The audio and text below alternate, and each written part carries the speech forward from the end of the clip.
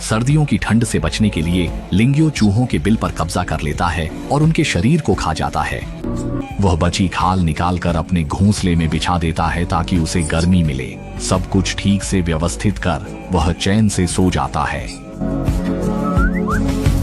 एक छोटे और अकेले मांसाहारी प्राणी के रूप में इनकी कुल लंबाई मात्र 13 से 20 सेंटीमीटर तक होती है। लगभग इंसान के हाथ की हथेली के आकार के होते हैं। क्योंकि इनके पंजों पर बाल नहीं होते, ठंड से कांपते हुए ये अक्सर चूहे के घर में आश्रय लेने चले जाते हैं। चूहे जन्म से ही गड्ढे खोदने में माहिर होते हैं। उनके बिल साधारण दिख सकते हैं, लेकिन उनकी गहराई 1 मीटर से भी अधिक होती है, जिसे भूमिगत छोटे किले के रूप में देखा जा सकता है। बर्फ की सतह पर बर्फ से ढकी हो और ठंडी हवा चल रही हो, फिर भी चूहों को ठंड से चोट की चिंता नहीं होती।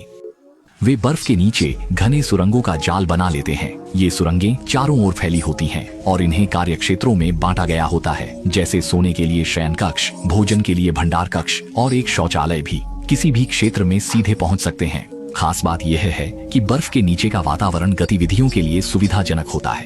ताजा पौधों की जड़ें भोजन बन सकती हैं और लंबी सुरंगें 90% हवा रोक सकती हैं, जिससे प्राकृतिक इंसुलेशन परत बनती है। सुरंग के अंदर का न्यूनतम तापमान 0 से बस 1 डिग्री कम होता है, जो चूहों को सर्दी से सुरक्षित रखने के लिए पर्याप्त होता है। लेकिन हर साल की सर्दी इतनी आरामदायक नहीं होती। कुछ वर्षों में चूहों की संख्या अचानक बढ़ जाती है। बर्फ के नीचे भोजन की मांग आपूर्ति से अधिक हो जाती है। जीवित रहने के दबाव में तिनशु को गर्म सुरंग से बाहर निकलने का जोखिम उठाना पड़ता है। बाहर भोजन खोजने जाते हैं और इसी समय खतरा चुपचाप आता है। जीरो की सूंघने की क्षमता बहुत तेज होती है। जैसे ही चूहा बाहर आता है, वह बहुत जल्दी लक्ष्य की स्थिति का पता लगा सकता है और नेवले का शरीर चूहे के समान होता है। साथ ही उसके लंबे पतले शरीर के कारण वह चूहे की सुरंगों में आसानी से घूम सकता है। उसकी दौड़ने की गति भी तेज होती है। लक्ष्य पकड़ने पर शिकार को भागने का मौका नहीं देता।